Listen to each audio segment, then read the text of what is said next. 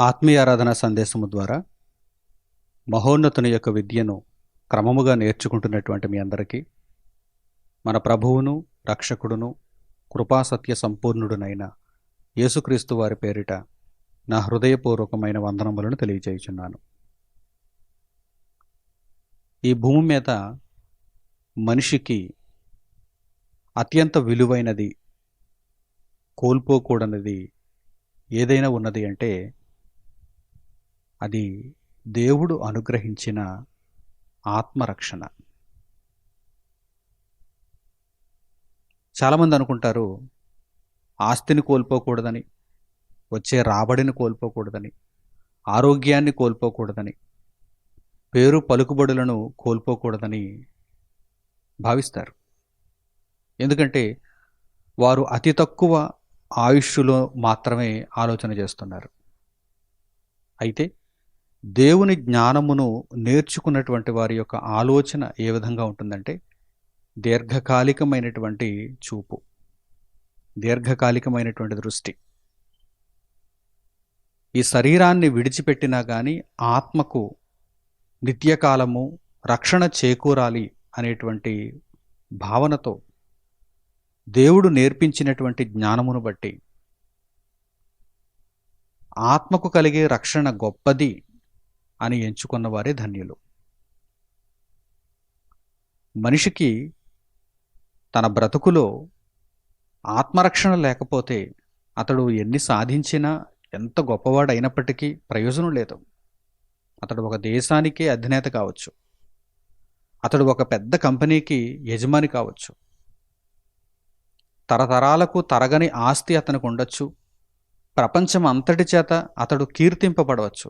కానీ ఆత్మరక్షణ లేకపోతే అతడు ఎందుకు పనికిరానివాడు, అతనికి ఎటువంటి ప్రయోజనం లేదు. దేహాన్ని విడిచిపెట్టిన తరువాత ఆ ఆత్మ పాపపు బంధకములతో, పాపముతో వచ్చినటువంటి ఆ ఫలితమైనటువంటి మరణమునకు వెళ్ళిపోతుంది. అంతే తప్ప నిత్య జీవాన్ని చూడనే చూడదు. ఇంత గొప్ప రక్షణను ఈరోజు మనము చూడగలుగుతున్నాం. దేవుని వాక్యములో దేవుడు అనుగ్రహించిన రక్షణను మనం చూడగలుగుతున్నాం.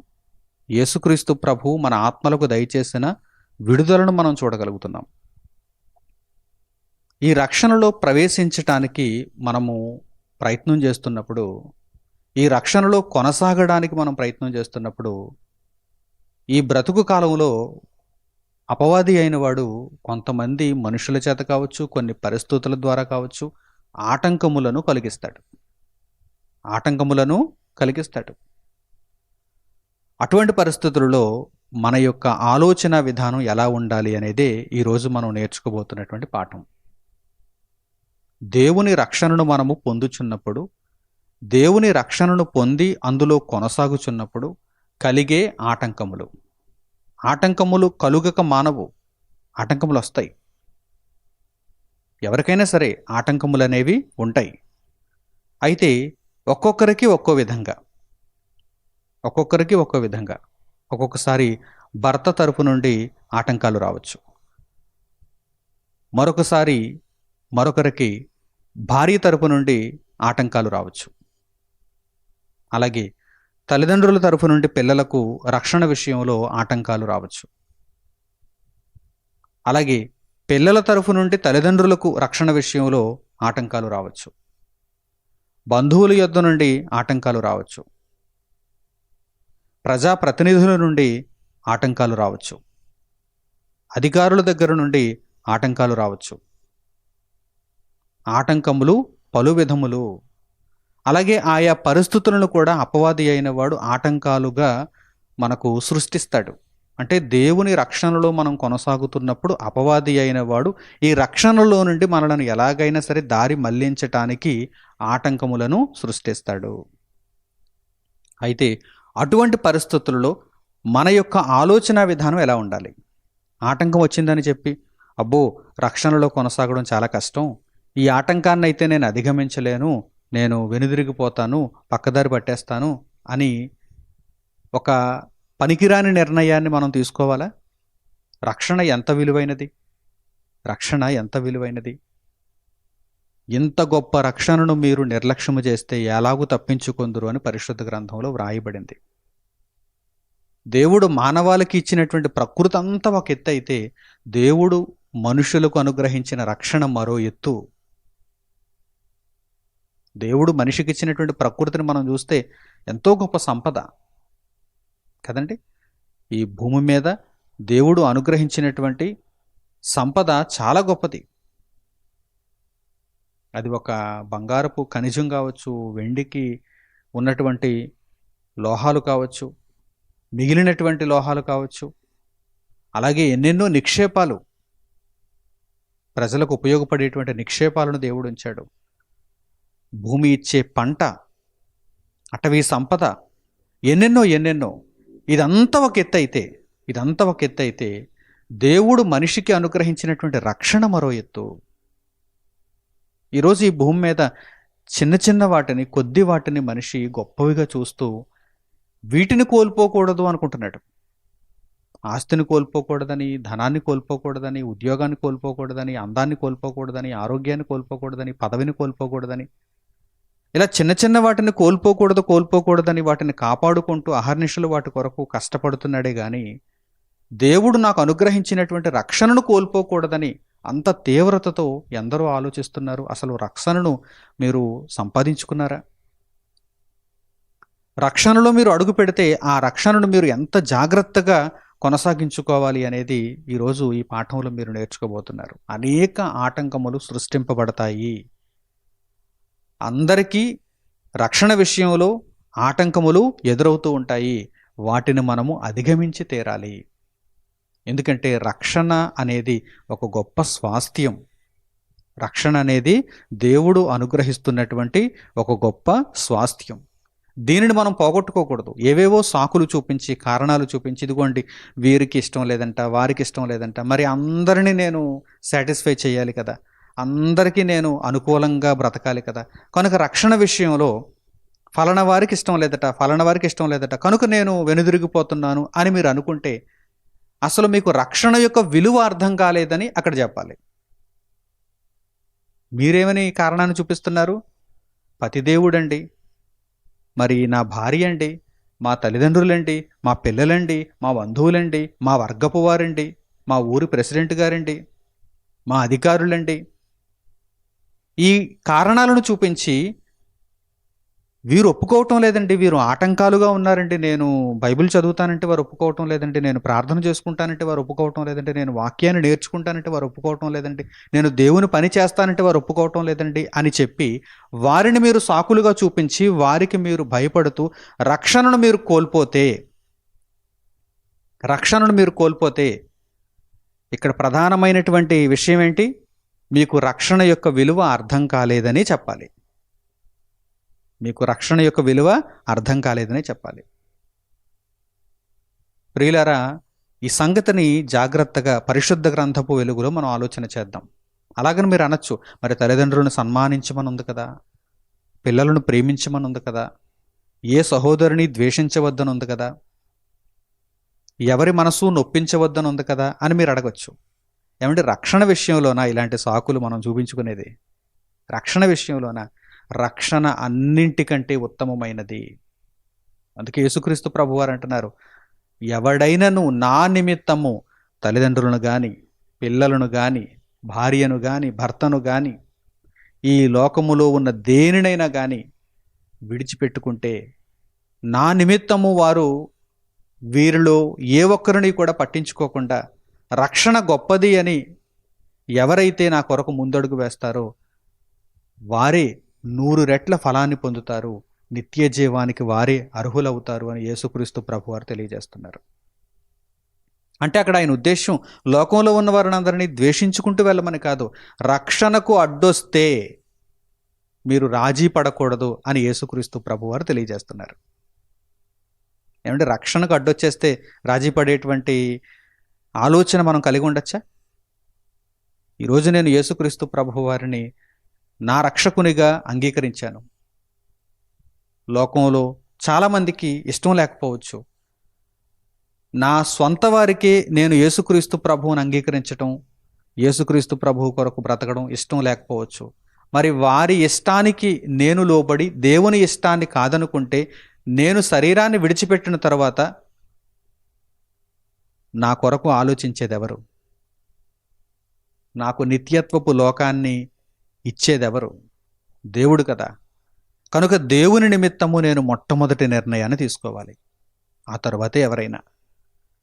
ఆత్మరక్షణ విషయంలో ఎవరైనా అడ్డుపడితే వారికి చెప్పడానికి ప్రయత్నం చేయాలి తప్ప మనము రక్షణను విడిచిపెట్టి వారికి లోబడిపోవటానికి ఎప్పుడూ కూడా ఆలోచన చేయకూడదు. అపవాది అయిన వాడు ప్రయత్నిస్తాడు. ఎవరి ద్వారా అయితే మనం లొంగుతామో వారి ద్వారా వాడు ప్రయోగాలు చేస్తాడు. ఇదిగో భర్తకైతే ఈమె లొంగిపోతుంది కదా, భార్యకైతే ఇతడు లొంగిపోతాడు కదా, తల్లిదండ్రులకైతే వీరు లొంగిపోతారు కదా, పిల్లలకైతే ఈ తల్లిదండ్రులు లొంగిపోతారు కదా. కనుక వీరి ద్వారా నేను రక్షణకు ఆటంకాలను సృష్టిద్దాం అని అపవాది అయిన వాడు ఎవరిని ప్రేరేపించాలో వారిని ప్రేరేపిస్తాడు, వారిని ఎన్నుకుంటాడు. అయినంత మాత్రము చేత రక్షణ ఏమైనా చిన్నదా? రక్షణ ఏమైనా తేలికైనదా? రక్షణ ఏమైనా అంగట్లో దొరికేదా? మరణించిన తరువాత వీరిలో ఏ ఒక్కరైనా మన దగ్గరకు వచ్చి మన కష్టాన్ని తీరుస్తారా? మనలను నిత్యత్వంలో విశ్రాంతిలోనికి పంపిస్తారా? అంటే వీరెవ్వరికీ కూడా ఆ పని సాధ్యం కాదు. వారి ఆత్మను వారు రక్షించుకోవడమే వారికి సాధ్యం కానప్పుడు మన ఆత్మను వారు ఎలా కాపాడుతారో చెప్పండి. కనుక అన్ని విషయాలలో మొట్టమొదట మనము దేవుని మాట వినాలి. ఈ పాఠం చాలామందికి అవసరమండి. ఎందుకంటే ప్రతి ఒక్కరి జీవితం దగ్గర కూడా అపవాది అయిన వాడు ఈ ఆటంకాలను సృష్టిస్తూనే ఉంటాడు. ఏదో విధంగా సత్యవాక్యాన్ని విననివ్వకుండా చేస్తూ ఉంటాడు. అంటే ఫలానా చర్చికి వెళ్తే వీరికి ఇష్టం ఉండదు, అక్కడ మంచి వాక్యం చెబుతున్నారు, అక్కడికి వెళదాం అనుకుంటే కుటుంబంలో ఉన్నటువంటి మిగిలిన వారికి ఆ చర్చికి వెళ్ళడం ఇష్టం ఉండదు. ఇదిగో మేము వెళ్ళి చర్చికే రావాలి అంటారు. ఇక్కడ వాక్యం లేదు, తప్పుడు బోధ అని వీరు ఎంత మొత్తుకున్నా సరే, లేదు ఇక్కడికే వెళ్దాం, ఇక్కడికే మనకి ఎప్పటి నుంచో అలవాటైపోయింది, ఆ పాస్టర్ గారు కోప్పడతారు, ఈ విధమైనటువంటి కారణాలు చెబుతూ సత్యవాక్యానికి దూరం చేస్తూ ఉంటారు. వీరు దూరం అవుతూ ఉంటారు, వెళ్ళాలి అనుకున్న వారిని దూరం చేస్తూ ఉంటారు, ఆటంకాలను సృష్టిస్తూ ఉంటారు. ఇలా పలు విధములుగా మతోన్మాదులు కొందరు ఉంటారు. మతోన్మాదులు ఇదిగో మనం ఇక్కడ పుట్టాం గనక ఈ దేవుడిని నమ్మాలి, అక్కడ పుట్టిన వారు ఆ దేవుడిని నమ్మాలి అని తప్పుడు వ్యాఖ్యానాలు చెబుతూ ఉంటారు. సర్వలోకానికి దేవుడు ఒక్కడే. దేవుణ్ణి తెలుసుకోవలసింది పోయి దేవుణ్ణి తెలుసుకున్నటువంటి వారి దగ్గరకు వచ్చి వారికి ఉన్నటువంటి లోక సంబంధమైనటువంటి ఏదో ఒక అర్హత చొప్పున, అధికారం చొప్పున ఆటంకాలను సృష్టిస్తూ ఉంటారు. మరి ఇటువంటి ఆటంకాలు కలిగినప్పుడు మనము ఎటువంటి నిర్ణయాలు తీసుకోవాలి అనగానే ప్రాణాలకు తెగించైనా సరే మనము రక్షణ వైపునే నిలబడాలి, క్రీస్తు పక్షముననే నిలబడాలి, దేవుని కొరకే మనము బ్రతకాలి.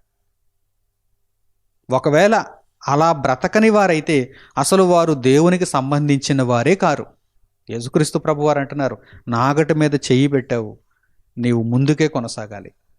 ఎవరు అడ్డొచ్చినా సరే, భర్త అడ్డొచ్చాడా, భార్య అడ్డొచ్చిందా, తల్లిదండ్రులు అడ్డొచ్చారా, పిల్లలు అడ్డొచ్చారా, బంధువులు అడ్డొచ్చారా, అధికారులు అడ్డొచ్చారా, ధనం అడ్డొచ్చిందా, లోక సంబంధమైనటువంటి భోగభాగ్యాలు అడ్డొచ్చాయా, నీ కోరికలు అడ్డొచ్చాయా, నీ శరీరమే అడ్డొచ్చిందా, ఎవరు అడ్డొచ్చినా కానీ నీ ఒకసారి క్రీస్తు పక్షమున నిలబడతానని నిర్ణయం తీసుకున్నావంటే ప్రాణాలు పోయినా సరే క్రీస్తు పక్షమున నీవు నిలబడాలి. అటువంటి వారే దేవునికి కావాలి. దేవుడు కూడా ఈ ఆటంకాలు సృష్టించటానికి అపవాదికి ఎందుకు అనుమతినిస్తున్నాడో తెలుసా? ఎవరు గొప్పవారో, ఎవరు శ్రేష్ఠులో దేవుడు ఇక్కడ వర్గీకరించటానికి, వడపోయటానికి దేవుడు ఆ ఆటంకాలను కూడా సృష్టించటానికి అపవాదికి అనుమతినిస్తున్నాడు. ఈ జ్ఞానమంతటిని మనం తెలుసుకోగలిగితే రక్షణ విషయంలో నేను ఎందుకు రాజీ పడాలి, ధైర్యంగా నేను క్రీస్తు కొరకు నిలబడతాను, దేవుని చిత్తాన్ని నెరవేర్చుతాను, దేవుని సహాయాన్ని తీసుకుంటాను, నా రక్షణను మాత్రం నేను కోల్పోలేను. రక్షణను కోల్పోయి ప్రాణంతో ఉండటం కంటే రక్షణలో ఉండి ప్రాణాన్ని కోల్పోవటం మేలు అని ఎందరైతే ఆలోచిస్తారో వారే రక్షణకు అర్హులు. గుర్తుపెట్టుకోండి. రక్షణను కోల్పోయి ప్రాణాలతో ఉండడం కంటే రక్షణలో ఉండి ప్రాణాలు కోల్పోవటమే మిన్న అని ఎందరైతే ఆలోచిస్తారో వారే రక్షణకు అర్హులు. మిగిలిన వారికి రక్షణలో ఉండటానికి అర్హత లేనట్టే. చాలా చక్కని పాఠం. మనలో ఉన్న రక్షణ యొక్క విలువను మనకు తెలియజెప్పే పాఠం. మనము యేసుక్రీస్తు ప్రభువులో ఉన్నటువంటి రక్షణను అనుసరిస్తున్నందుకు ఎంత గొప్పవారమో మనకు నేర్పించే పాఠం. రక్షణను ఎట్టి పరిస్థితులలో కూడా కోల్పోకూడదని మనకు వివరించే పాఠం. జాగ్రత్తగా మీరు నేర్చుకోండి. ఆటంకములు కలుగుతాయని ఏ మనిషికైనా సరే రక్షణ విషయంలో వారు ఎక్కడ లొంగుతారో అక్కడ వారిని లొంగదీసుకోవటానికి అపవాది అయిన వాడు ప్రయత్నాలు చేస్తూ ఉంటాడని పరిశుద్ధ గ్రంథంలో దేవుడు స్పష్టముగా తెలియజేశాడు. ఇప్పుడు మొట్టమొదట ఈ వాక్య భాగాన్ని మనం చూద్దాం. యెషయా గ్రంథము 59వ అధ్యాయము 14వ వాక్యం నుండి మీరు చూడండి. యెషయా గ్రంథము 59వ అధ్యాయము 14వ వాక్యం నుండి. న్యాయమునకు ఆటంకము కలుగుచున్నది. ఆటంకము కలుగుతుందా లేదా? కలుగుతుంది. ఒకవేళ మీరు అనుకోవచ్చు, ఆటంకమే న్యాయమైనదేమో, ఆటంకమే గొప్పదేమో, ఆటంకానికి నేను లోబడిపోవాలి అని మీరు అనుకోవచ్చు. కానీ దేవుడు అంటున్నాడు ఇక్కడ, దేవుడు రాయించాడు ఇక్కడ, దేవుని యొక్క జ్ఞానాన్ని తెలుసుకోండి. మీ స్వంత మనసుతో ఆలోచించడానికి వీలు లేదు. స్వంత నిర్ణయాలను మీరు తీసుకోవడానికి వీలు లేదు. దేవుని మీద ఆధారపడండి. దేవుడు చెప్పేది వినండి. ఆటంకము గొప్పది కాదు, న్యాయము గొప్పది. న్యాయమునకు ఆటంకము కలుగుచున్నది. ఇది ఎప్పటి నుంచి? ప్రారంభం నుంచి. నీకు తెలియదా? పరిశుద్ధ గ్రంథాన్ని మీరు చదవలేదా? అర్థం చేసుకోలేదా? సన్నివేశాలను మీరు గ్రహించలేదా? ప్రారంభ కాలం నుండి మీరు చూడండి. ప్రారంభ కాలం నుండి కూడా మీరు చూడండి. న్యాయమునకు ఆటంకము, న్యాయమునకు ఆటంకము. ఆటంకమును అధిగమించిన వారు గొప్పవారయ్యారు, నీతిమంతులయ్యారు, దేవుని చేత స్వీకరింపబడ్డారు. ఆటంకమునకు ఆగిపోయిన వారు తొలగింపబడ్డారు. వారు దేవుని యొక్క జాబితాలో నుండి తుడిచివేయబడ్డారు. అయితే న్యాయమునకు ఆటంకము కలుగుతుంది. న్యాయమునకు ఆటంకము కలుగుచున్నది. నీతి దూరమున నిలుచుచున్నది. దగ్గరగా వచ్చిందా నీతి? దూరముననే ఉన్నది. ఎందుకంటే అనేక మంది నీతికి వ్యతిరేకులు ఉన్నారు. నీతి అంటే గిట్టని వారు ఉన్నారు, దుర్నీతి పరులు ఉన్నారు. దుర్నీతి పరులు చెప్పినట్టుగా నీవు వింటే మరి నీతిని ఎప్పుడు జరిగిస్తావు? వారు నీతి పక్షముగా నిలబడినప్పుడు వారికి నీవు లోబడు, వారి మాటను విను. వారు దుర్నీతి పరులైనప్పుడు వారికి ఎలా లోబడతావు? నీవు నీతి పక్షముగా నిలువబడాలి కదా. చూడండి, నీతి దూరమున నిలుచుచున్నది, సత్యము సంత వీధిలో పడియున్నది. సత్యమునేమైనా సింహాసనం మీద కూర్చోబెట్టారా? సత్యమును సంత వీధిలో పడేశారు. మరి సింహాసనం మీద కూర్చున్నవన్నీ ఏమిటి? దుర్నీతి, అసత్యం, అబద్ధం, అవినీతి, అక్రమం, అన్యాయం, ఇవన్నీ సింహాసనాల మీద కూర్చున్నాయి. కానీ న్యాయముకేమో ఆటంకం. న్యాయమునకు ఆటంకము. చూడండి, న్యాయమునకు ఆటంకము. నీతి దూరమున నిలిచిపోయింది, సత్యము సంత వీధిలో పడియున్నది. ఆ తర్వాత ధర్మము లోపల ప్రవేశింపనేరదు. ఆటంకాలు సృష్టిస్తున్నప్పుడు ధర్మము లోపల ఎలా ప్రవేశిస్తుంది? ఈ లోకములో ధర్మము గొప్పదని మీరు ఎలా చెప్పగలరు? ధర్మము లోపల ప్రవేశింపనేరదు. సత్యము లేకపోయెను, సత్యము లేకపోయెను. ఎక్కడ చూచినా కానీ సత్యము లేదు, సత్యము లేదు. ఆటంకము కలుగుతుంది అని దేవుడు ముందుగానే వ్రాయించాడు. ఆటంకము కలుగుతుందని దేవుడు చెప్పాడు అంటే దాని పరమార్థం ఏంటో తెలుసా? ఆటంకము కలిగినా నీవు సత్యము పక్షాన్ని నిలబడాలని దేవుడు తెలియజేస్తున్నాడు అన్నమాట. సత్యము, ధర్మము, న్యాయము, నీతి, వీటన్నింటినీ కూడా నీవు వెంబడించాలి. ఎటువంటి ఆటంకము కలిగినా కానీ, ఎంత దూరముగా అవి ఉండిపోయినా కానీ వాటి పక్షమునే నీవు ఉండాలి అని దేవుడు తెలియజేస్తున్నాడు. సత్యము లేకపోయెను, సత్యము లేకపోయెను. సమాజంలో సత్యము లేదు, సత్యమును అనుసరించేవారు లేరు, సత్యమును గొప్పదిగా చూచేటువంటి వారు లేరు. సత్యము లేకపోయెను. ఆ తర్వాత చెడుతనము విసర్జించువాడు దోచబడుచున్నాడు. ఏమంటే నిజంగా ఈరోజు రక్షణలో మనం ఉన్నందుకే ఎన్నింటినో కోల్పోతున్నాం. ఎన్నో సంతోషాలను కోల్పోతున్నాం. ఎన్నో నిందలను అనుభవిస్తున్నాం. అయినప్పటికీ మనం దేవుని పట్ల సంతోషాన్ని కలిగి ఉండాలి. దేవుని పట్ల సంతోషాన్ని కలిగి ఉండాలి. ఎందుకంటే నేను న్యాయం కోసం నిలబడ్డాను. నేను అందరి చేత నిందింపబడ్డాను. నేను నీతి తరపున నిలబడ్డాను. అందరి చేత ద్వేషింపబడ్డాను. నేను కూడా లోకము కొరకు బ్రతికేటట్టయితే, నేను కూడా వీరందరికీ లోబడిపోయినట్టయితే అందరూ నన్ను గౌరవించును, అందరూ నన్ను చక్కగా హుందాగా చూచును. కానీ ఈరోజు వీరందరూ కూడా నన్ను ద్వేషిస్తున్నారు అంటే కారణం ఏంటి? నేను సత్యము పక్షాన నిలబడ్డాను, చెడుతనమును విసర్జించుకున్నాను గనక నేను దోచబడుచున్నాను అని మీరు తలంచుకోవాలి. ఆ తర్వాత న్యాయము జరుగకపోవుట యెహోవా చూచెను, అది ఆయన దృష్టికి ప్రతికూలమై ఉండెను. న్యాయము జరుగకపోవుట యెహోవా చూచెను. ఇదిగో లోకాన్ని చూస్తున్నాడు ఆయన. ఎక్కడ న్యాయం ఉంది, ఎక్కడ సత్యం ఉంది, ఎక్కడ ధర్మం ఉంది, ఎక్కడ నీతి ఉన్నది అని దేవుడు చూస్తున్నాడు. ఎక్కడా లేకపోయాను ఆటంకాలే, ఎక్కడ చూసిన ఆటంకాలే. అది దేవుడు చూచెను, అది ఆయన దృష్టికి ప్రతికూలమై ఉండెను. అనుకూలంగా లేదండి. ఆటంకాలు సృష్టింపబడటం దేవుని దృష్టికి అనుకూలంగా లేదు, ప్రతికూలంగా ఉంది. మరి ఆ ఆటంకాలకు నీవు ఆగిపోతూ ఉంటే నీ మీద ఆయనకు కోపం ఉంటుందే తప్ప, నీ మీద ఆయనకు ద్వేషం ఉంటుందే తప్ప, నీ మీద జాలి ఎలా ఉంటుంది, నీ మీద ప్రేమ ఎలా ఉంటుంది? నీవు ఆటంకాన్ని అధిగమిస్తే అప్పుడు నిన్ను ఆయన ప్రేమిస్తాడు. నిన్ను బట్టి ఆయన గర్వపడతాడు. నిన్ను బట్టి అప్పుడు ఆయన ఆనందిస్తాడు. ఆటంకమును అధిగమిస్తే అప్పుడు కదా దేవునికి సంతోషం. ఇలా న్యాయమునకు ఆటంకము కలిగి సత్యము సంతవీధిలో పడిపోయింది, ధర్మము లోపల ప్రవేశించకుండా ఆగిపోయినప్పుడు, నీతి అనేది సమాజంలో కనిపించినప్పుడు, సత్యమే లేనప్పుడు దేవునికి ఈ పరిస్థితి అంతా కూడా ప్రతికూలమై ఉండెను అని వ్రాయబడింది. ఆ తర్వాత సంరక్షకుడు లేకపోవుట ఆయన చూచెను. సంరక్షకుడు ఉన్నాడా? ఇలా ఆటంకాలు కలుగుతున్నప్పుడు ఆ ఆటంకాలను తొలగించాలనేటువంటి ఒక పట్టుదలతో, మనుషులను సత్యమునకు చేరువ చేయాలనేటువంటి ఉద్దేశంతో సంరక్షకులు ఎవరైనా బయలుదేరుతున్నారా? ఈరోజు చాలా ఆటంకాల వలన సువార్త మనుషుల చెంతకు వెళ్ళలేకపోతుంది.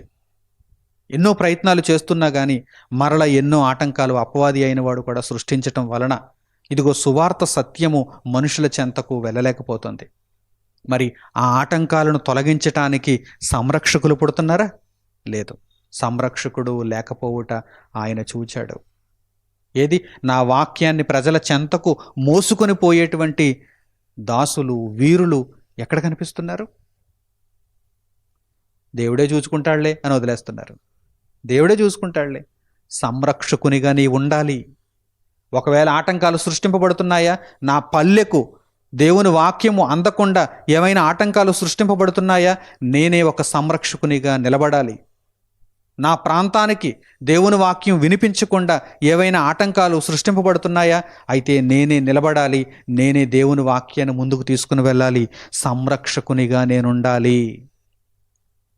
అనేకుల చెంతకు దేవుని వాక్యాన్ని తీసుకుని వెళ్ళటానికి నేనే ఒక సాధనంగా మారిపోవాలి అని మీలో ప్రతి ఒక్కరూ కూడా ఆలోచించాలి. సంరక్షకుడు లేకపోవుట ఆయన చూచెను, మధ్యవర్తి లేకుండాట చూచి ఆశ్చర్యపడెను. రక్షణ అంత తేలికైనదా? వదిలేస్తున్నారు. రక్షణ అంత చులకనైనదా? పట్టించుకోకుండా ఊరుకుంటున్నారు. మీరు మధ్యవర్తులుగా ఉండాలి. అనేకమైనటువంటి విషయాలకు మధ్యవర్తులుగా ఉంటున్నారే. ధనం విషయంలో మధ్యవర్తులు, పదవి విషయంలో మధ్యవర్తులు, పెళ్ళిళ్ళ విషయంలో మధ్యవర్తులు, ఏమంటే అనేక విషయాలలో మీడియేటర్స్, మధ్యవర్తులు. మరి రక్షణ విషయంలో మధ్యవర్తులేరి? ఇదిగో దేవుని వాక్యం అయితే పుష్కలంగా ఉంది. మరి ఆ దేవుని వాక్యాన్ని ప్రజల చెంతకు తీసుకుని వెళ్ళటానికి నేను ఒక మీడియేటర్గా ఉండాలి, మాధ్యమంగా ఉండాలి, ఒక మధ్యవర్తిగా ఉండాలని ఎందరూ ఆలోచిస్తున్నారని పరలోకమందున్న తండ్రి చూస్తున్నాడు, లోకాన్ని చూస్తున్నాడు. మధ్యవర్తి లేకుండుట చూచి ఆశ్చర్యపడెను. మధ్యవర్తులు లేరు అంటే కారణం ఏంటి? అంటే వీరికి రక్షణ యొక్క విలువ తెలియలేదన్నమాట. దేవుని సువార్త సత్యము యొక్క విలువ వీరికి అర్థం కాలేదన్నమాట. అందుచేతనే మనుషుల చెంతకు వీరు తీసుకుని వెళ్ళటం లేదు, వీరు మధ్యవర్తులుగా ఉండటం లేదు, సంరక్షకులుగా ఉండటం లేదు అని ఆయన చూచి ఆశ్చర్యపడుతున్నాడు. కాబట్టి ఆయన బాహువు ఆయనకు సహాయము చేసెను. ఆయన బాహువు అంటే ఆయన బలము, ఆయన సామర్థ్యము, ఆయన ఆలోచన ఆయనకు సహాయము చేసెను. ఆయన నీతియే ఆయనకు ఆధారమాయను. ఆయన నీతియే ఆయనకు ఆధారమాయను. తన జ్ఞానాన్ని ఇంకా ధారావాహికంగా ఆయన దయచేస్తూనే ఉన్నాడు. ఆయన నీతిని మనుషులకు ఆయన పంపిస్తూనే ఉన్నాడు. ఎందరైతే ఆయన నీతిని కోరుకుంటున్నారో, ఎందరైతే ఆటంకాలను అధిగమిస్తున్నారో వారందరికీ కూడా ఆయన నీతిని ఆయన పంపిణీ చేస్తూనే ఉన్నాడు. మీరైనా కదలండి, మీరైనా వాక్యమును అనేక చోట్లకు తీసుకుని వెళ్ళండి. ఇదిగో నా సేవకులారా, ఆటంకములను అధిగమిస్తున్నటువంటి వారలారా, సంరక్షకులుగా ఉండండి, మీరు మధ్యవర్తులుగా ఉండండి. ఇదిగో దేవుని యొక్క సత్యమును అనేక ప్రాంతాలకు మీరు పంపిణీ చేయండి, అనేక మంది మనుషుల చెంతకు తీసుకుని వెళ్ళండి అని దేవుడు తెలియజేస్తున్నాడు. ఆ తర్వాత మాటలు కూడా చూడండి. నీతిని కవచముగా ఆయన ధరించుకొనెను, రక్షణను తల మీద శిరస్త్రాణముగా ధరించుకొనెను, ప్రతిదండనను వస్త్రముగా వేసుకొనెను, ఆసక్తిని పై వస్త్రముగా ధరించుకొనెను. వారి క్రియలను బట్టి ఆయన ప్రతిదండన చేయును, తన శత్రువులకు రౌద్రము చూపును, తన విరోధులకు ప్రతీకారము చేయును, ద్వీపస్తులకు ప్రతీకారము చేయును. ఇదిగో ఆయన యొక్క గుణగణాలు ఎలా ఉన్నాయంటే, సువార్త సత్యమును ఏ విధముగానైనా సరే అనేక మంది చెంతకు తీసుకుని వెళ్ళాలి. నీతిని నేను ధరించుకోవాలి, రక్షణను నేను ధరించుకోవాలి, ప్రతిదండనను కూడా నేను ధరించుకోవాలి. మాట వినకుంటే వారిని నేను శిక్షకు పంపించాలి అని దేవుడు సిద్ధమవుతున్నాడు. ఇంకా క్రింది మాటలు. పడమటి దిక్కుననున్నవారు యెహోవా నామమునకు భయపడుదురు, సూర్యోదయ దిక్కుననున్నవారు ఆయన మహిమకు భయపడుదురు. యెహోవా పుట్టించు గాలికి కొట్టుకొని పోవు ప్రవాహ జలముల వలె ఆయన వచ్చును. సియోను నొద్దకును యాకోబులో తిరుగుబాటు చేయుట మాని మల్లుకొనిన వారి యొద్దకును విమోచకుడు వచ్చును. ఇదే యెహోవా వాక్కు, నేను వారితో చేయు నిబంధన ఇది. నీ మీదనున్న నా ఆత్మయు, నేను నీ నోట నుంచిన మాటలను నీ నోట నుండియు, నీ పిల్లల నోట నుండియు, నీ పిల్లల పిల్లల నోట నుండియు ఈ కాలము మొదలుకొని ఎల్లప్పుడూ తొలగిపోవు అని యెహోవా సెలవిచ్చుచున్నాడు. జాగ్రత్తగా ఈ మాటలను మీరు ఆలోచించండి. దేవుని సత్యము మన నోట ఉండాలి అంటే ఆయనకు ఉద్దేశం ఏంటి? ప్రకటింపబడాలి. దేవుని సత్యము, దేవుని వాక్యము, దేవుని జ్ఞానము మన నోట ఉండాలి అంటే ఆయన ఉద్దేశం ఏంటండి? ఎప్పుడూ కూడా నీవు దేవుని వాక్యాన్ని మాట్లాడు, ప్రకటించు, ప్రకటించు, ప్రకటించు. సత్యము దూరంగా ఉండిపోవడానికి వీలు లేదు. ఆయన ఈ పరిస్థితిని చూచి ఆశ్చర్యపడిపోతున్నాడు. ఏమిటి, సంరక్షకుడు లేడా? ఏమిటి, మధ్యవర్తి లేడా? ఆలోచించండి. నీవు, నీ పిల్లలు, నీ పిల్లల పిల్లలు దేవుని వాక్యాన్ని ఎల్లప్పుడూ ప్రచురించే స్థాయికి నీవు ఎదగాలి. అంతే తప్ప ఆటంకములకు ఆగిపోయేటువంటి పిరికివాడవుగా, పిరికిదానవుగా నువ్వు ఉండకూడదు. అది దేవునికి ఎంత మాత్రము సంతోషాన్ని ఇవ్వదు. నా ప్రియులారా, చాలామంది ఆటంకములకు ఆగిపోతున్నారు, కానీ కొంతమంది అయితే ఆటంకములను అధిగమిస్తున్నారు. వారి విషయంలో దేవుడు ఎంత సంతోషపడతాడో తెలుసా? ఈ ఆటంకములు అనేవి చాలా చిన్నవండి. ఈరోజు మీరు వాటిని భూతద్దంలో చూపించి, అబ్బో మా భర్త ఒప్పుకుంటేనే కదండి నేను బాప్తిస్మం తీసుకోగలను, మా భర్త ఒప్పుకుంటేనే కదండి నేను దేవాలయానికి వెళ్ళగలను, మా భర్త ఒప్పుకుంటేనే కదండి నేను వాక్యం చదవగలను, మా భర్త ఒప్పుకుంటేనే కదండి నేను ప్రార్థన చేసుకోగలను అని అంటూ ఉంటారు. ఇవి చాలా చిన్న చిన్న సమస్యలు. నిజంగా రక్షణ యొక్క విలువ మీకు అర్థమైతే ఒక తెగింపు మీలో వస్తుంది. నేనేమైనా వ్యభిచారం చేస్తున్నానా? నేనేమైనా దొంగతనం చేస్తున్నానా? నేనేమైనా నరహత్య చేస్తున్నానా? నేనేమైనా తప్పుడు కార్యక్రమాలలో ఉంటున్నానా? అసాంఘిక కార్యక్రమాలలో ఉంటున్నానా? నేను దేవుని వాక్యాన్ని నేర్చుకుంటున్నాను. పరలోకమందున్న కన్న తండ్రి అయిన దేవుడు నాకు అనుగ్రహించినటువంటి రక్షణలో నేను ప్రవేశిస్తున్నాను. యేసుక్రీస్తు ప్రభువు నా కొరకు ప్రాణం పెట్టాడని నేను విశ్వసిస్తున్నాను. నా పాపపు జీవితమును నేను విడిచిపెడుతున్నాను, నీతిలో ప్రవేశిస్తున్నాను. దీనికి ఒకరి అనుమతి అవసరమా? దీనికి ఒకరి దయాదాక్షిణ్యాలు అవసరమా? నా తండ్రే నాకు రక్షణను అనుగ్రహించినప్పుడు ఈ లోకంలో ఎవరు నాకు పరిమితులు, షరతులు విధించటానికి? నా రక్షకుడే నా కొరకు ప్రాణం పెట్టినప్పుడు, నేను అడగకుండానే రక్షకుడైనటువంటి యేసుక్రీస్తు ప్రభువు నా పాపముల నిమిత్తము ప్రాణం పెట్టినప్పుడు, రక్తం కార్చినప్పుడు, నాకు పాప ప్రాయశ్చిత్తాన్ని జరిగించినప్పుడు, నేను ఆ రక్షణలో ప్రవేశిస్తానంటే ఆటంకాలను చెప్పటానికి ఈ మనుషులు ఎంతటి వారు? అసలు ఈ మనుషులు ఎంతటి వారు? మహా అయితే ఏం చేస్తారు? మహా అయితే ఏం చేస్తారు? నేను తప్పు చేస్తే శిక్షించమనండి, కానీ నేను రక్షణలో ప్రవేశించాను, నేను ఒక వెలుగుతో కూడినటువంటి మార్గంలో ప్రవేశించాను. ఈ తెగింపు మీలో ఉండాలి. కేవలం భార్యలలో మాత్రమే కాదు, భర్తలలో కూడా, తల్లిదండ్రులలో కూడా, పిల్లలలో కూడా, బంధువులలో కూడా. కొంతమంది తమ వర్గపు వారికి భయపడిపోతూ ఉంటారు. మా సామాజిక వర్గం అండి, మా సామాజిక వర్గంలో ఎవరూ కూడా ఇప్పటి వరకు రక్షణలో ప్రవేశించలేదండి, నేను ప్రవేశించానంటే ఊరుకోరండి, వెలేస్తారండి. వెలేస్తే ఏమైంది? వెలేస్తే ఏమైంది? నీవు మరణిస్తే నీ ఆత్మతో పాటు వారు అందరూ వచ్చి నీ పక్షాన్ని వ్యాజ్యం ఆడతారా? నిన్ను నరకాగ్ని నుండి తప్పిస్తారా? ఏమీ చేతకాని వారు. కనుక ఇటువంటి చిన్న చిన్న సమస్యలను ఆటంకాలుగా నీవు చూపిస్తూ, వాటికి నీవు భయపడిపోతూ, వాటికి నీవు లొంగిపోతూ దేవుని మహారక్షణను కోల్పోకు. నీ ఆత్మకు దేవుడు అనుగ్రహించినటువంటి ఈ స్వాతంత్ర్యము నుండి నీవు దూరంగా వెళ్ళిపోకు. రక్షణ అవకాశాలు ఎప్పుడూ నీ ముంగిట ఉండవు. చాలా కొద్ది పరిస్థితుల్లో మాత్రమే రక్షణ మనకు చేరువుగా వస్తుంది. ఎందుకంటే పరిస్థితిని చూచారు కదా, సత్యమేమో సంత వీధిలో ఉంది, ధర్మమేమో లోపల ప్రవేశించలేకపోతుంది, సింహాసనం మీదేమో అన్యాయము అక్రమము అన్నీ ఉన్నాయి, న్యాయమునకు ఆటంకము కలుగుచున్నది, అసలు నీతి అనేది కనిపించకుండా పోయింది. మరి ఇటువంటి పరిస్థితులలో రక్షణ ఎల్లప్పుడూ నీకు అందుబాటులో ఉంటుందా? అందుబాటులోనికి వచ్చినప్పుడు వెంటనే నీవు రక్షణలో ప్రవేశించాలి. క్రీస్తు రాజ్యంలో నీవు ప్రవేశం తీసుకోవాలి. నీ నోట దేవుని మాట ఉండాలి. నీ నోట దేవుని మాట ఉండాలి. ఇప్పటికే రక్షణలో ప్రవేశించిన వారైతే మీ నోట దేవుని మాట ఉండాలి.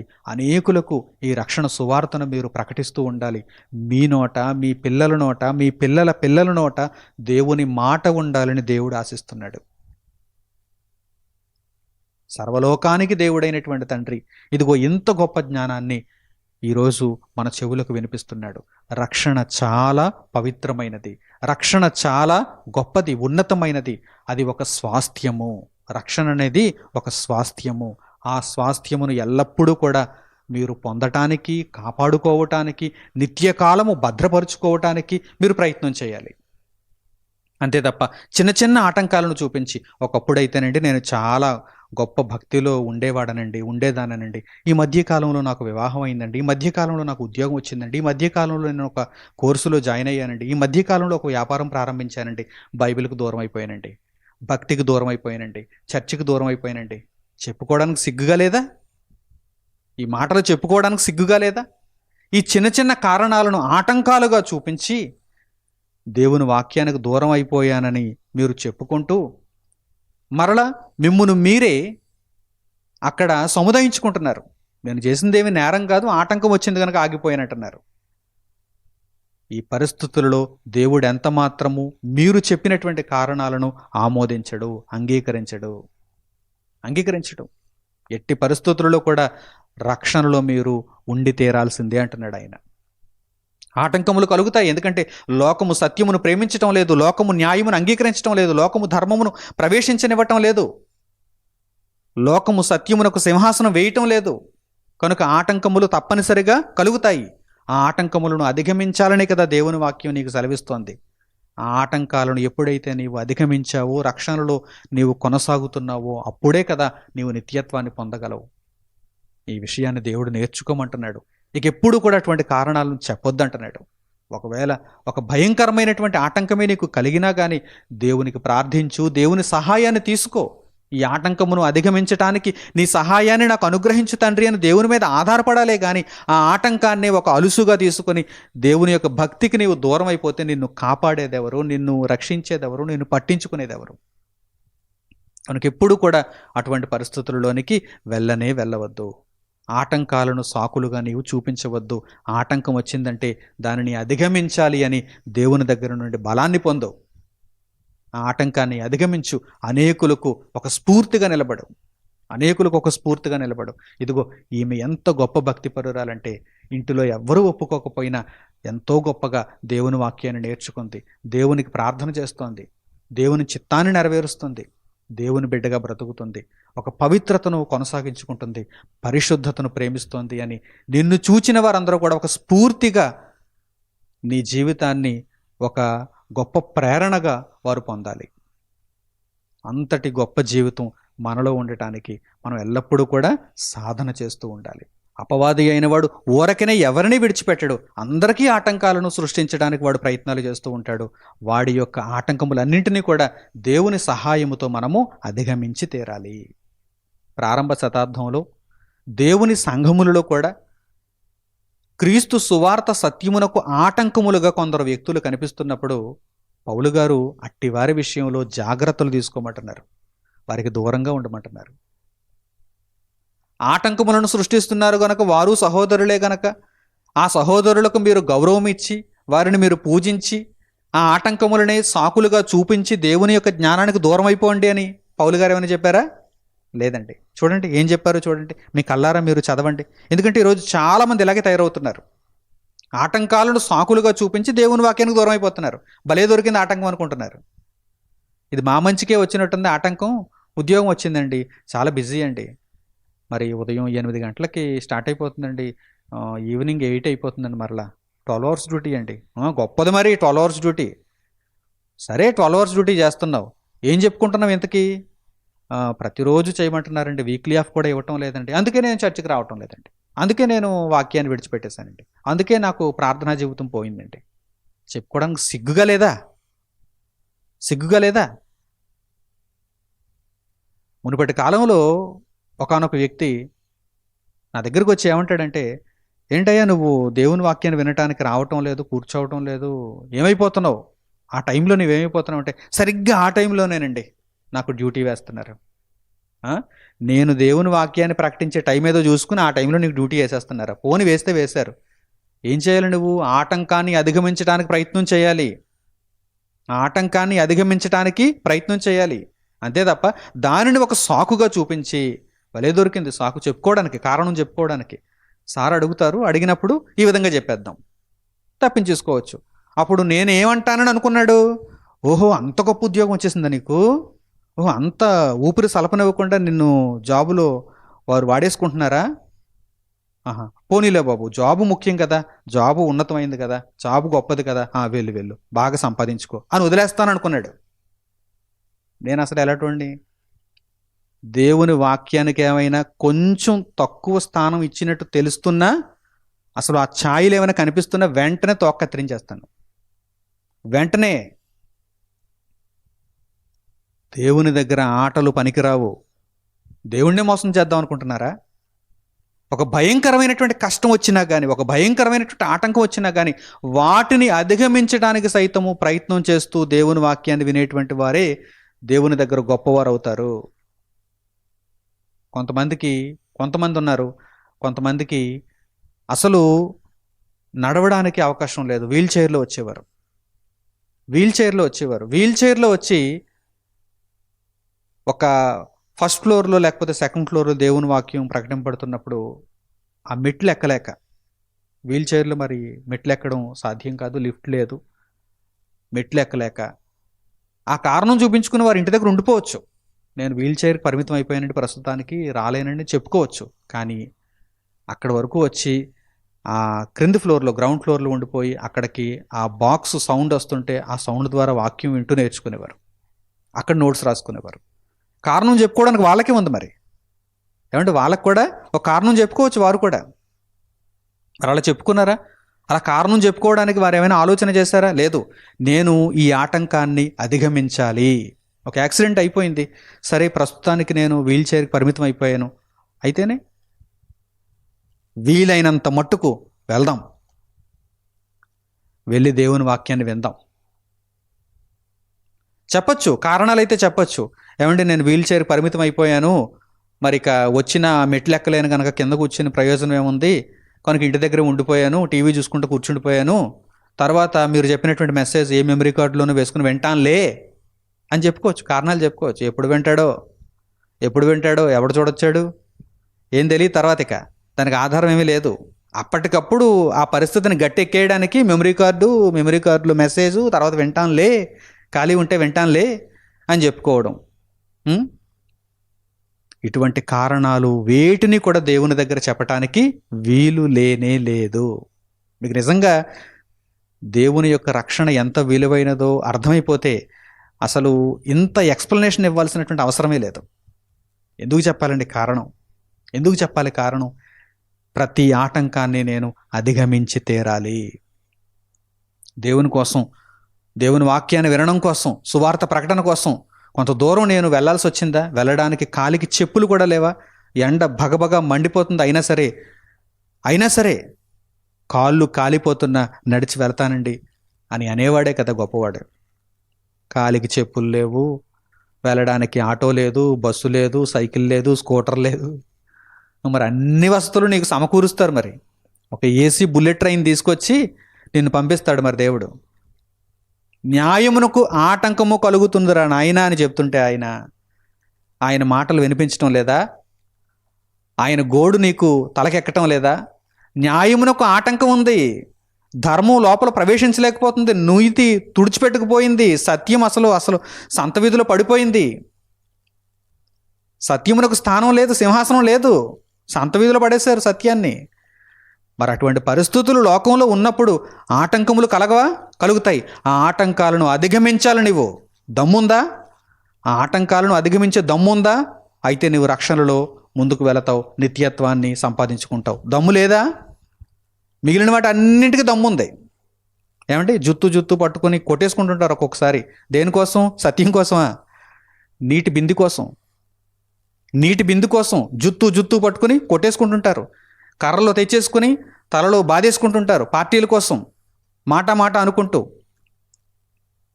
ఏది సత్యం కోసం, ధర్మం కోసం, న్యాయం కోసం, నీతి కోసం, ఎవరైనా సువార్త ప్రకటన కోసం ఎవరైనా అంత తెగింపుతో ఉన్నారా? దేవుడు అదే ప్రశ్నిస్తున్నాడు. ప్రారంభ శతాబ్దంలో సంఘాలలో కూడా ఉన్నారు. ఇదిగో సువార్త సత్యమును అడ్డగించేవారు ఎవరైనా ఉంటే గనక అట్టి వారి నుండి మీరు తొలగిపోండి అని పౌలు గారు చెబుతున్నారు. చూద్దాం, పౌలు గారు రోమీలకు రాసినటువంటి పత్రిక 16వ అధ్యాయము 17వ వాక్యం నుండి మీరు చూడండి. పౌలు గారు రోమీలకు రాసిన పత్రిక 16వ అధ్యాయము 17వ వాక్యం నుండి, సహోదరులారా, మీరు నేర్చుకొనిన బోధకు వ్యతిరేకముగా, చూసారా, వ్యతిరేకముగా భేదములను ఆటంకములను కలుగు చేయు వారిని కనిపెట్టియుండుడని మిమ్మును బతిమాలు కొనుచున్నాను, వారిలో నుండి తొలగిపోవుడి. అక్కడ సహోదర ప్రేమ పనిచేయదు. మరి వారు సహోదరులే కదా? వారు సహోదరులేనా కాదా? వారు సహోదరులే. మరి అక్కడ సహోదర ప్రేమ పనిచేసిందా? సహోదర ప్రేమను మించినది కదా రక్షణ. సహోదర ప్రేమను మించినది రక్షణ. అంటే రక్షణలో లేనటువంటి ఒక వ్యక్తి, రక్షణను వ్యతిరేకిస్తున్నటువంటి ఒక వ్యక్తి, రక్షణకు విరోధముగా ఉన్నటువంటి ఒక వ్యక్తి తనతో పాటు నిన్ను పాపమునకు ఆహ్వానిస్తుంటే అక్కడ సహోదర ప్రేమ అంటావేంటి? నీకు అర్థమవుతుందా లేదా? అంటే సాకును చూపించుకుంటున్నావు అన్నమాట. నీవు దేవుని యొక్క సత్యము నుండి వెడలిపోవటానికి ఒక సాకును చూపించుకుంటున్నావు. సహోదర ప్రేమ అనేటువంటి ఒక సాకును చూపించుకుంటున్నావు. నిజంగా సహోదర ప్రేమను చూపించాల్సి వచ్చినప్పుడు చూపించవు. ఏది? లోకములో ఎంతోమంది మనుషులు, వారికి సువార్త సత్యం అందటం లేదు. మరి వారికి సువార్తను చేరువ చేయటానికి ఏమైనా సహోదర ప్రేమను చూపించగలుగుతున్నావా? లేదు. ఇక్కడ మాత్రం సహోదర ప్రేమ.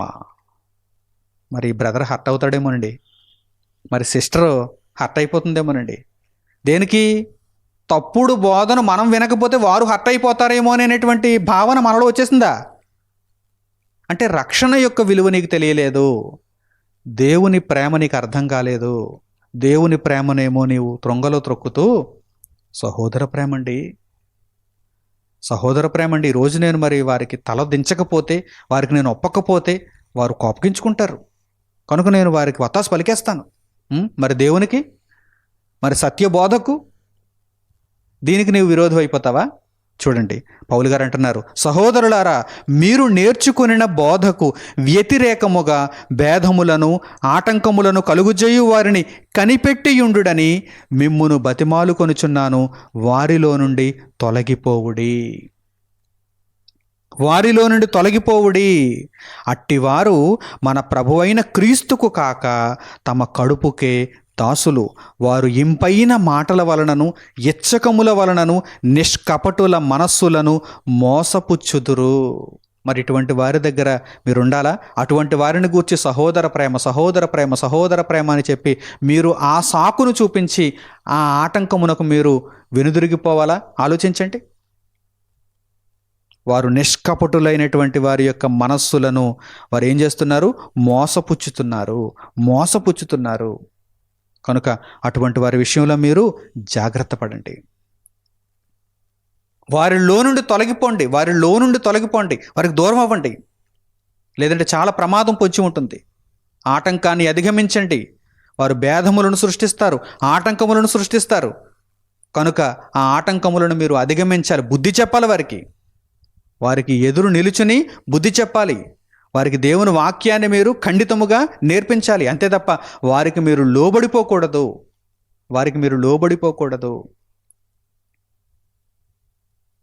రక్షణ యొక్క విలువ అర్థమైతేనే ఈ కార్యక్రమాలన్నింటినీ మనం చేయగలం. సువార్త సత్యము యొక్క విలువ అర్థమైతేనే మనము ఈ విధానంలో ఉండగలం. ఒక్కటైనటువంటి బోధ నిమిత్తము పోరాడమన్నాడు దేవుడు. పోరాడాలి. ఆ ఒకే ఒక్క బోధ నిమిత్తం మీరు పోరాడాలి. అంతే తప్ప ఆ బోధనేమో మీరు కూడా సంత వీధిలో పడేసి, మీరు కూడా ఆటంకములను సృష్టిస్తూ, మీరు కూడా అసలు స్థానమే లేకుండా చేస్తూ, ప్రవేశించనివ్వకుండా చేస్తూ, అర్థమైనటువంటి మీరు కూడా దేవునికి వ్యతిరేకులైపోతే మిమ్మల్ని ఎవరు బాగు చేయగలరు చెప్పండి? ఇక మిమ్మను దేవుడు నిత్యత్వంలోనికి ఆహ్వానిస్తాడనుకుంటున్నారా? లేనేలేదు. కనుక ఎల్లప్పుడూ కూడా సువార్త సత్యము పక్షాన మనం నిలబడాలి. రక్షణ ఎంత విలువైనదో మనకు అర్థమవ్వాలి. ఆ రక్షణ నిమిత్తము ఏ ఆటంకము కలిగినా కానీ మనము ఆ ఆటంకములన్నింటినీ కూడా అధిగమించటానికే ఎల్లప్పుడూ ముందుకు కొనసాగాలి. మన జీవితకాలం అంతా కూడా ఎటువంటి ఆటంకము కలిగినా సువార్త సత్యము విషయంలో మనము రాజీ పడటానికి వీలు లేనేలేదు. అలాగని మనం తప్పుడు కార్యక్రమాలు చేయటం లేదు. ఒక వ్యభిచారము, లంచగొండితనము, దొంగతనము చేయటానికి దేవుడు ఇదిగో ఆటంకములకు మీరు భయపడకండి, ఎదురేదండి, మీరు ముందుకు వెళ్ళండి అని దేవుడు చెప్పడం లేదు. సత్యము కొరకు, న్యాయము కొరకు, ధర్మము కొరకు, నీతి కొరకు నిలబడమంటున్నాడు. ఆటంకాలను అధిగమించమంటున్నాడు. పౌలు గారు కొరింథీయులకు రాసినటువంటి 2వ పత్రిక 10వ అధ్యాయము 4వ వాక్యం నుండి మీరు చూడండి. పౌలు గారు కొరింథీయులకు రాసినటువంటి 2వ పత్రిక 10వ అధ్యాయము 4వ వాక్యం నుండి, మా యుద్ధోపకరణములు శరీర సంబంధమైనవి కావు గాని దేవుని ఎదుట దుర్గములను పడద్రోయజాలినంత బలము కలవయ్యున్నవి. మేము వితర్కములను, దేవుని గూర్చిన జ్ఞానమును అడ్డగించు ప్రతి ఆటంకమును పడద్రోసి ప్రతి ఆలోచనను క్రీస్తుకు లోబడినట్లు చెరపట్టి మీరు సంపూర్ణ విధేయతను కనుపరిచినప్పుడు సమస్తమైన అవిధేయతకు ప్రతిదండన చేయ సిద్ధపడి ఉన్నాము. మా యుద్ధోపకరణములు శరీర సంబంధమైనవి కావు. అంటే ఒక కత్తిని, ఒక డాలును మేము పట్టుకోవటం లేదు. ఒక ఈటెను, ఒక బాంబును, ఒక తుపాకీని మేము పట్టుకోవటం లేదు. శరీర సంబంధమైనటువంటి యుద్ధోపకరణాలను మేము ధరించుకోలేదు. కానీ యుద్ధం చేస్తున్నాం. దేని మీదో తెలుసా? దేవుని గూర్చిన జ్ఞానమును అడ్డగించేటువంటి ప్రతి వితర్కమును మేము పడగొట్టడానికి యుద్ధం చేస్తున్నాం. ప్రతి ఆటంకమును పడగొట్టడానికి యుద్ధం చేస్తున్నాం అని పౌలు గారు ఇక్కడ మాట్లాడుతున్నారు. అటువంటి వీరునిగా నీవు యుద్ధం చేస్తున్నావా? భూమి మీద నరుల కాలము యుద్ధకాలము కాదా? భూమి మీద నరుల కాలము కూలివాని దినములు వంటి దినములు కావా? మరలా జ్ఞాపకం చేసుకోవాలి ఆ వాక్య భాగాన్ని. మనం యుద్ధకాలంలో మనం ఉన్నాం. ఏ యుద్ధం ఇది? ఏ యుద్ధం ఇది? భూముల కోసం పోరాటం కాదు, ఆస్తుల కోసం పోరాటం కాదు, అందచందాల కోసం, అధికారాల కోసం పోరాటం కాదు. ఇది నిత్య రక్షణ, సువార్త సత్యము, నిత్యత్వానికి మనలను తీసుకుని వెళ్ళే క్రీస్తు మార్గము, దీని కొరకైనటువంటి పోరాటం. దీని కొరకైనటువంటి పోరాటం. మనము రక్షణలో ఉండాలి, అనేకులు రక్షణలోనికి రావాలి. ఇందు నిమిత్తము దేనికైనా సిద్ధం. నేను రక్షణలో నిలబడాలి, నేను రక్షణలో కొనసాగాలి, అనేకులను రక్షణలోనికి తీసుకుని రావాలి. దీని కొరకు దేనికైనా సిద్ధం. ఇదే మనము చేయవలసిన యుద్ధం. మా యుద్ధోపకరణములు శరీర సంబంధమైనవి కావు. ఇదిగో దేవుని ఎదుట దుర్గములను కట్టారు. ధర్మమును లోపల ప్రవేశించనివ్వటం లేదు. న్యాయమునకు ఆటంకాలను సృష్టిస్తున్నారు. సత్యము లేకపోయెను. సత్యము సంత వీధిలో పడి ఉన్నది, నీతి తుడుపు పెట్టుకుని పోయింది. అటువంటి పరిస్థితులలో ఆ దుర్గములను పడగొట్టడానికి, దేవుని గూర్చిన జ్ఞానము ప్రవహిస్తున్నప్పుడు ఆ ప్రవాహానికి ఎవరైనా ఆటంకాలు సృష్టిస్తున్నారా, వితర్కములను కలిగిస్తున్నారా? అయితే వాటన్నింటినీ పూర్తిగా తొలగించటానికి మేము యుద్ధం చేస్తున్నామని పౌలు గారు అంటున్నారు. మరి ఈరోజు మనము కూడా అదే యుద్ధాన్ని కొనసాగించవలసిన వారముగా ఉన్నాం. ఆలోచించండి. మొట్టమొదట మీ జీవితాలలో కలుగుతున్నటువంటి ఆటంకాలు, ఎదురవుతున్నటువంటి ఎన్నెన్నో ఇబ్బందులు, వాటన్నింటినీ కూడా మీరు రక్షణ నిమిత్తమై అధిగమించాలి. క్రీస్తు సువార్త సత్యమును మీరు పాటించు నిమిత్తము, పరిశుద్ధతను, పవిత్రతను, నిర్దోషత్వమును మీరు కలిగి ఉండు నిమిత్తము గొప్ప పోరాటాన్ని మీరు చేయాలి. మీ వరకు ఎటువంటి ఆటంకము కలిగిన ఆ ఆటంకము ప్రతిదానిని కూడా తొలగించుకోవటానికి మీరు ప్రయత్నం చేయాలి. అలాగే అనేక మందిని సువార్త సత్యములో నడిపించు నిమిత్తము కూడా వారికి కలుగుతున్నటువంటి ఆటంకాలను మీరు పడగొట్టాలి. వారి ఎదుట ఉన్నటువంటి ఆ వితర్కములను కూడా మీరు పడగొట్టాలి. దేవుడు కనిపించకుండా కట్టబడుతున్నటువంటి ఆ దుర్గములను కూడా మీరు పడగొట్టాలి.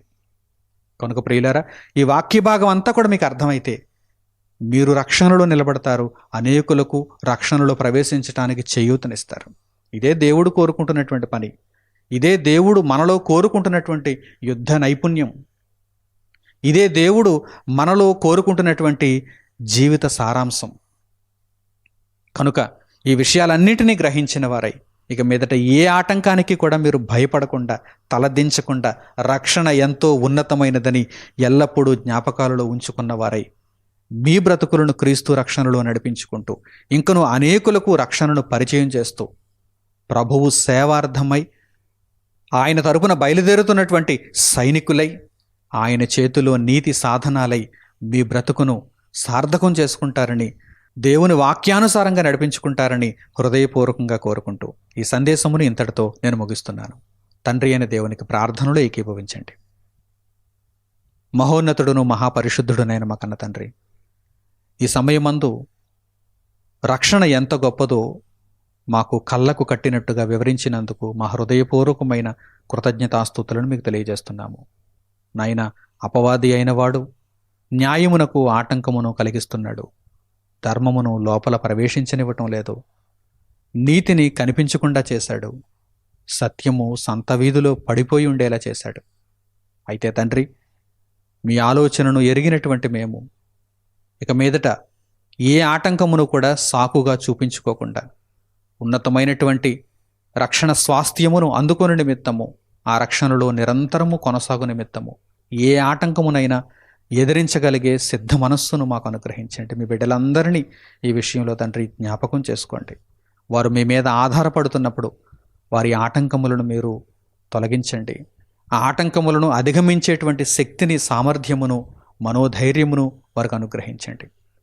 ఏ విషయములోనూ అపవాది అయిన వాడు మమ్మను నిందించకుండా ఉండగలుగుటకు తండ్రి ప్రతి సందర్భమందు నీతి పక్షముగా, సత్యము పక్షముగా, ధర్మము పక్షముగా, న్యాయము పక్షముగా తండ్రి మీ వాక్యమును అనుసరించి మేము జీవించగలుగుటకు మీ కృపను అనుగ్రహించండి. మీ బిడ్డలందరికీ తండ్రి మీ చల్లని దీవెనను దయచేసి నాయన వారందరూ రక్షణలో ప్రవేశించి రక్షణలో కొనసాగుతూ అనేకులకు రక్షణ విషయంలో చేయూతనిచ్చేవారుగా ఉండగలుగుటకు తండ్రి మీ కృపను దయచేయమని వేడుకుంటూ మా ప్రార్థన మనవులను మా ప్రభువును మా రక్షకుడునైన యేసుక్రీస్తు వారి పేరిట మిమ్మల్ని వేడుకొనుచున్నాము తండ్రి. ఆమేన్. అందరికీ వందనములు. సెలవు.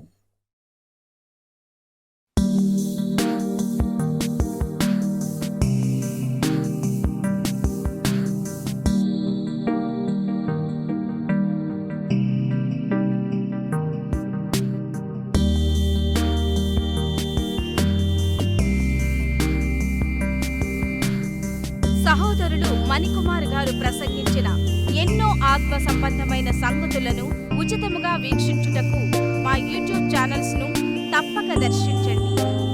మా సమాచారమును ఎప్పటికప్పుడు తెలుసుకుని ఆత్మీయాభివృద్ధి నొందవలనంటే మా యూట్యూబ్ ఛానల్స్ ను సబ్స్క్రైబ్ చేసుకోండి. సత్వర నోటిఫికేషన్ల కొరకు సబ్స్క్రైబ్ బటన్ ప్రక్కనే ఉన్న బెల్ సింబల్ ను క్లిక్ చేయండి. మరిన్ని వివరములకు మీరు సంప్రదించవలసిన మా ఫోన్ నెంబర్స్ 8978414178 మరియు 83392766. ధన్యవాదములు. ఈ కార్యక్రమమును అనేక మందికి పరిచయం చేయగలరని ఆశిస్తున్నాము. ప్రభువైన యేసుక్రీస్తు పేరిట మీకు శుభములు.